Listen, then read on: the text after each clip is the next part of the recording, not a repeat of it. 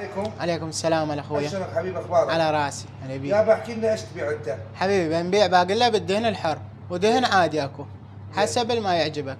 يعني شنو باقي بدي غشعنا هسه نشوفك حياتي. شنو هالمرحله؟ احكي لي عن مراحل اللي تعملها. هذا اول من نشتغل ننقع الخبز. ايه. نرجع نقطعه بهاي الطريقه. زين. خليه بالماعون. هاي كلها حسب الزبون ما اريد نقصر مثلا. ايه خبز مفتوح عندنا احنا. زين. رجع اخلي الباقله.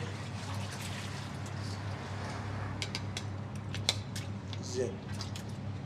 هاي باقي ساده حاليا بدس تمام، يعني بس باقي. هاي بس باقله. زين بعدين. ايه نخلي دهن الحر مثل ما قلت لك على رغبه الزبون.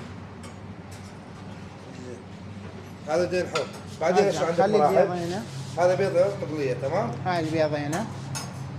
تمام مقليه تمام. ارجع خلي بعد ايش نخلي له؟ البصل. بصل مقلي هم. هنا البصل وهاي الطماطة وهذا الليمون. زين. هذا قد المعون؟ هذا المعون ب 3000 دينار. وبعد ايش عندك اسعار غير؟ وعندي دبل بيض 3 ونص، هذا بيضة واحدة عليه. هذا الدبل ب3 والدبل بيض 3 ونص.